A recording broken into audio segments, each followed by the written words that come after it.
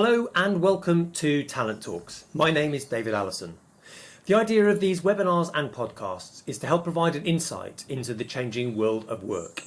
It's a conversation with those responsible for recruiting into companies large and small across all sectors and regions of the country. We're exploring some of the many changes that are happening around us today and the even bigger changes that are going to come about in the next few years as we grapple with recovery from the pandemic and new working patterns, as well as the huge impact that automation is going to have on all of us. My guest today is Zoe Elliott from the British Horseracing Authority. Now, when we think of careers, it can often be easy to fall into the trap of focusing on big brands, well-known employers with large head offices and corporate structures. But there are many other choices out there too. And horse racing and breeding is one of those which may not immediately come to mind as a career choice, but offers a wide range of opportunities, not just in roles involving horses themselves, but many other occupations. In financial and employment terms, it is in fact the second largest sport in the UK behind football, worth nearly £3.5 billion a year, and with over 20,000 people employed at racecourses, training yards and breeding operations around the country. If you have an interest in working outside of the confines of a city, you might want to take a closer look. So, before we hear more about the world of horse racing, let's meet my guest this week, Zoe Elliott. Zoe, a very warm welcome to Talent Talks. Hello, David. Thanks. It's really great to be here and to talk to you. So, Zoe, could you begin by telling us a bit about you? How did you end up in the world of horse racing? As I know that your degree is in business and you've got qualifications in marketing too.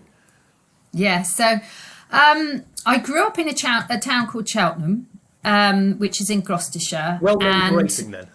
It is very well known for horse racing. And didn't have any connections at all to the industry, although like many girls, I did love horses as a young girl. So there was a bit of a link there. And actually what happened is, I like many people, my route into my career was not quite as I planned. Through my A-levels, I was actually planning to do a physiotherapy degree with the thought that I might take that on and do that with animals eventually, with horses. So sort of trying to combine a profession with my passion for horses. But it didn't go to plan, like many things. I failed my chemistry A-levels, so I didn't get into that university course. I had to rush around and go through clearing, which was quite daunting, but it actually set me on a really fantastic path because I did an equine studies degree that was combined with business and marketing. So the idea of that degree was to take you into any of those businesses which were part of those equestrian industries. And then for me, horse racing just was the biggest sector. It was the professional sector, if you like. And it was big business, and I could see that. I'd already seen that because of Cheltenham Racecourse and seeing what that meant to the town every year. Racing throughout the year, but particularly the big festival meetings where you'd see this huge influx of people to the town, boosting the economy. Yeah, and I guess Cheltenham gets a lot of the headlines, but it is a sport that is all over the country, in fact all over the world as well, isn't it? Yeah, absolutely. So you're never actually that far away from a racecourse because they are spread all throughout the UK. There's 60 of them. They're very varied in size. So we have some very large racecourses that people will have heard of. Ascot, Aintree, York, Cheltenham, these sort of big ones that perhaps are more familiar to people. And then we've got small racecourses like Newton Abbot down in Devon. Yeah. And so you can get quite a different experience as a racegoer when you go to these different race courses, and the opportunities to work at them is very varied as well, in terms of how they function as a major venue. And it's been interesting, isn't it, with the, Rachel Blackmore's success recently. It has raised the profile of the fact that maybe this isn't just a sport about male jockeys. Do you think there are some stereotypes or barriers that can get in the way of people making good choices around careers in racing? I think perhaps, well, I'll tell you what we most often get when we're out and about and we're at big recruitment fairs is people immediately think just about the horse side of things. Yeah. So young people often walk past and joke and say, oh, I'm too tall to be a jockey. And that's actually, that is our elite sports athlete part of the sport. But to function as a sport, commercially, there's a huge range of opportunities. So I think that's probably the biggest stereotype that we get, that people don't understand, or perhaps just haven't taken the time to think about what do you need to do to make a major race meeting happen? What are all the component parts of that? And then you open up quite a big and different world. So talk us round then a race course on race day, because we're going to see far more than just the jockeys, the owners and the kind of the coaches there, aren't we, the trainers. So who else is instrumental to making race day happen? Okay, so at the race course side of things, you're going to have... let's start from the track, so where the horses are actually racing. So you're going to have a team of people there, a grounds team, who are essentially there to make that going for the horses to race on as perfect as possible, a perfect, safe surface for the horses to be running on. They may well be building the jumps as well. So that's your grounds team, and they are out there doing incredible things to have this perfect surface. So, and they would be similarly qualified to people that would do other roles like that, perhaps on a golf course. And there's lots of... Sorry to interrupt you, but it's incredibly high tech, isn't it? I'm lucky I live just around the corner from Goodwood, and the kind of the machinery that you see out on the track, keeping it in pristine condition. I mean, this is incredible stuff to see.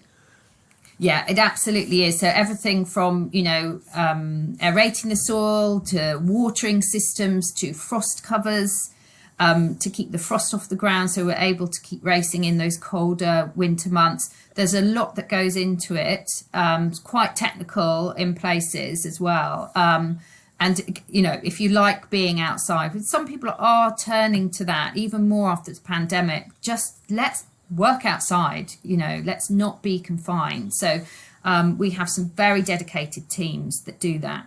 So that's preparing the surface, I suppose. That's where the action happens. And then if you sort of move perhaps to the spectator side, so you're going to have lots of spectators coming to that race day to have a fantastic day out. So that's where you get the sort of hospitality element of the race course. So you're going to have sales and marketing teams that will be promoting the race day. You will have all of your catering and events teams who will actually plan that wonderful event. And that could be dining in a restaurant, or it could be a huge marquee function for 200 people, all at round tables having silver service. And sort of right the way through to catering wagons that are going to come on site and create a wonderful sort of street food scene, which we see a lot at some of the race courses through the summer. So there's a whole team in place that will be planning that side of the race day.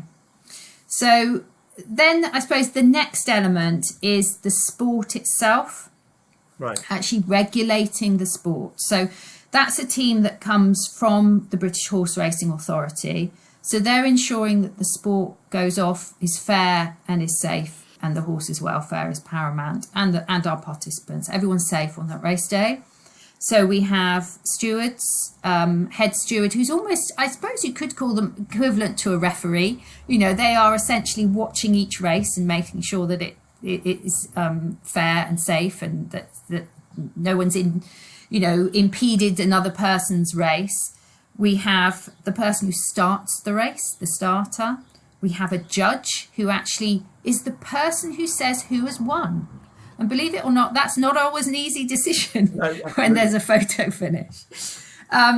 We have someone called the clerk of the scales, which is quite an old-fashioned sort of job title, but essentially they're weighing the jockeys in and out. Because similar to a Formula One driver, actually, our jockeys have to be weighed before and after the race to ensure, again, that sort of fair racing, I suppose. And then we have our teams who are going to be out on the course following every single race, and that's our vets and our doctors. So we've got vets on site who can treat horses if anything were to happen, but we also have vets who are monitoring all the way through the race day, horses in the stables, We're obviously from, like all sports, human sports as well, we're a clean sport. So we have an anti-doping team that will be testing horses from time to time, make sure they've got no performance-enhancing drugs, similarly with the jockeys. So there's a whole piece around that as well, which is fascinating on the veterinary science side and the doctor's side of things as well. And then I guess the racing venues as well, that they are big employees in their own right. So all of those other kind of, if you like, more traditional careers like accountants and HR and all the rest of it, they must have an important role to play as well. Yeah, absolutely. They're big businesses. So they will have HR teams, they will have a finance director, they will be employing all of those sort of traditional business roles, I suppose, will be in place at those major race courses. With our the way the race courses are set up, we do have two big ownership groups. We have the Jockey Club Racecourse Group and we have Arena Racing. So at that level, you even get that sort of group level employment. So one person may be responsible for a whole region of race courses. So in terms of coming into a role and being able to have career progression in the racing industry, that is absolutely there as well. So you don't necessarily just work one race course for your whole career. You know, you've got this opportunity to go on. And then as well as the race course, obviously there must be an awful lot of other organisations behind the scenes that make that one kind of day all come to life. So what are the sort of organisations and roles you'd see there? Yeah, so we have lots of sort of representative bodies that all form this structure of how racing works. So we have organisations that represent the racehorse trainers, that represent the racing staff, so the people who are actually looking after the horses, and the jockeys. So they're all really, really important part of setting the structure of how racing will work. We have a fantastic charity called Racing Welfare, which have got welfare officers spread all throughout the country there to support any of us that are working in racing. So we've got a really great network of support, which could be on anything from I'd like to retrain and do something different to I don't know, I need some advice on the property I'm renting because I don't understand the contract I've been given. I mean, they really are there to support people with any need that they might have, and we're really proud of that charity in the horse racing industry, and we're very lucky to have it. And then, of course, we haven't really gone on to the training yards or the breeding, because that's another very significant part of the industry, isn't it? Well, absolutely. It's our base. It's the horses, the wonderful thoroughbreds that we have in this country that race, and all the people that look after them. And that's sort of split into two areas. So you've got the breeding, and so that's actually where the horses are being bred and the foals are born, and those early years of looking after those young horses. And those tend to be roles that don't therefore involve riding. And then you've got the other side of that, which is the racehorse trainers yards, and that does have non-riding roles, but very much that's the sort of riding the horses every single day. And we have a fantastic system in place to bring young people into the sport from school leaving age to do their qualifications to do that. We actually have two main training providers, and a number of others as well that I can talk through in terms of those different routes in. Well, yeah, let's come back to that in a minute. But I'm interested in that kind of thing you mentioned around career progression, because, again, I'm thinking particularly around the trainers. There's also an awful lot of international travel here, isn't there? In normal times, things are a bit different at the moment.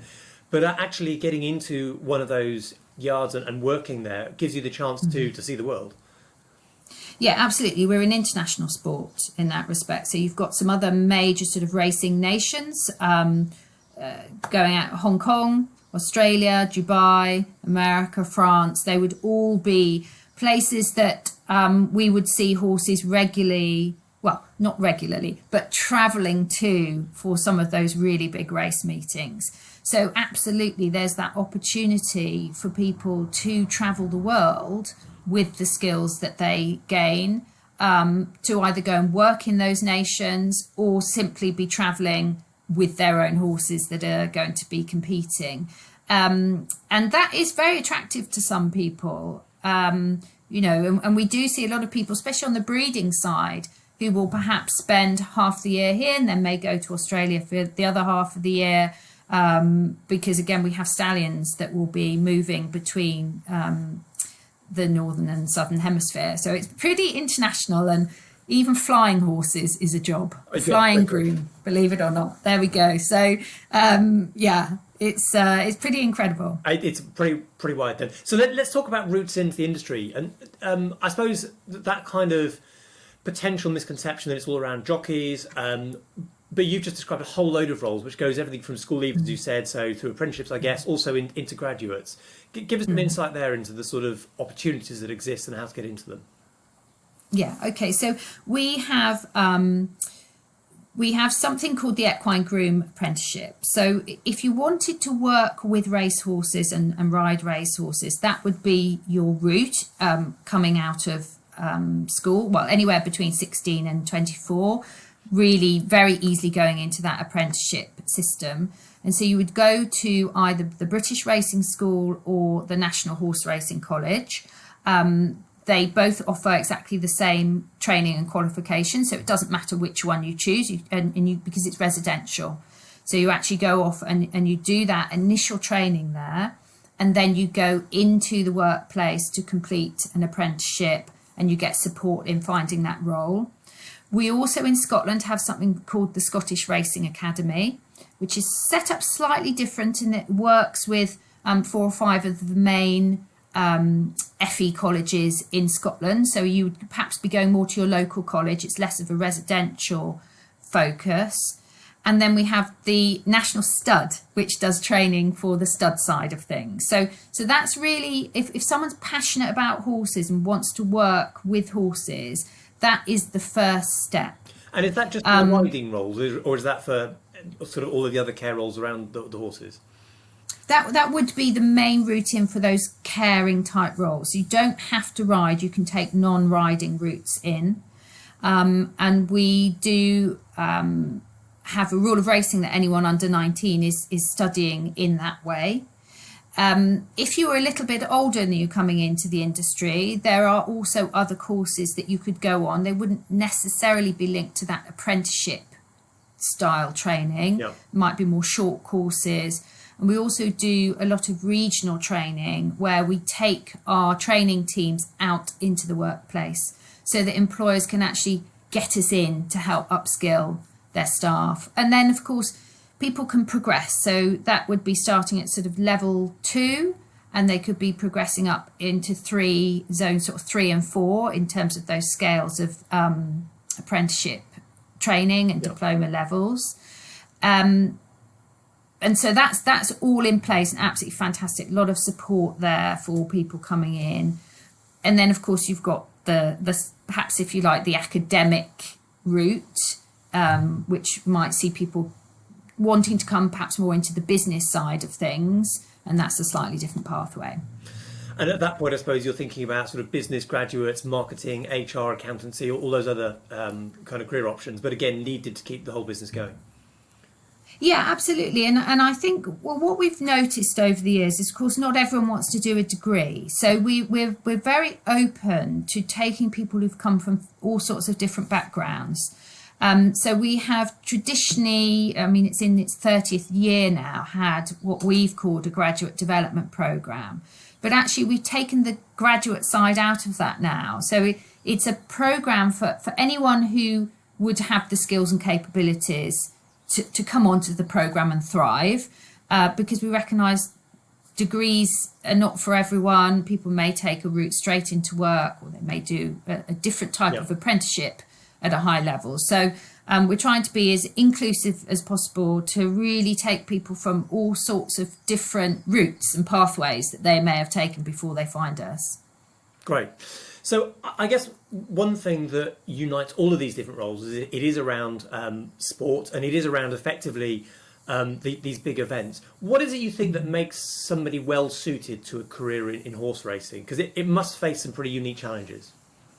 Gosh, that is quite a question because we're so diverse. I mean, I think you'll find that if you asked many people the question of why do they work in horse racing, perhaps we start with that, they would say that they love the sport in some way. Yeah. They'll have a love of the horse, but not necessarily because they know anything about horses. They will have just gained this appreciation of the animal and how wonderful it is. They may well be a sports fan, so they just love the sports action.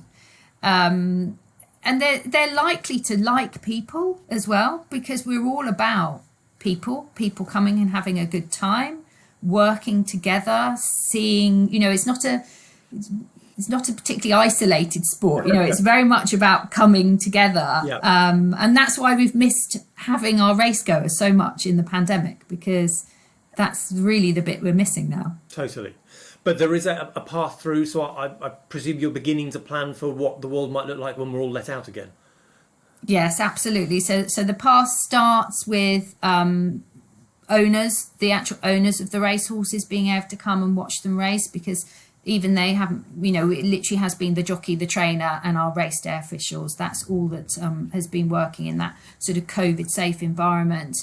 So that will be the first phase. And then we will sort of slowly start to introduce race goers at limited numbers as guided by the government on that. But we're very much looking forward to the path, to have our race goers back. And, we're a very open venue. We're not a closed stadium, so we're really confident about doing that and doing that in a safe way. Yeah, and if my experience of going racing on Boxing Day is anything to go by, there's always plenty of fresh air, and it's normally very cold as well at that time of year. Yeah, exactly. Cool. So for people who are interested in finding out more, where would you suggest they go? Obviously some great sources of information on the internet. Yeah, absolutely. So at the BHA, we have a platform called Careers in Racing. And that is a massive careers portal, essentially. And you'll find lots of case studies. You'll find all the information about the training I've been talking about. You'll also find a job board. So although you might not be job seeking just yet, you can have a look at those different types of job opportunities and start to get a feel for the job market. So careersinracing.com absolutely really should be your first point of call. From that, you can navigate out to the training providers and actually look at those colleges and see what that's all about. And we're here to answer any questions, and we'll do that in any way what people want to WhatsApp us or send us an Instagram message. It doesn't matter. We'll communicate in whatever way people are comfortable with to ask those questions. Now, the one other thing we do, which has been restricted in the last year, but we do days called Explore Racing Days, where young people can come with their families, their carers, their community groups, have an experience of a race day and have a real sort of careers insight day as well. So we're looking forward to when we can do those again, because it's really the best way is just to talk to people, to answer questions, give them a chance to see the working environment. That's really what we like to try and do. So fingers crossed that's the next stage. And also, research your local racecourse. Find out where it is. Find out what the job opportunities might be. It's a fantastic first job for someone to do waitressing or bar work at a racecourse. And a lot of students do that. And so if you are near to a local racecourse, don't be shy to find out what those just casual part-time school holiday type opportunities might be when you're 16 to 18 to do some work and get some work experience. I think that's a really great point, and I think it doesn't really matter where your career takes you. Getting that early work experience gives you that experience to talk to somebody in almost any sector about any job. So that makes a lot of sense. Yeah, absolutely. Well, so thank you very much indeed for giving us that fantastic, albeit a brief insight into the very diverse world of horse racing. It's been amazing to hear about those different job opportunities which exist. Everything from the kind of the hands-on contact with the horse right the way through to those people who are running the events and making the whole thing successful. Thanks very much indeed for joining us.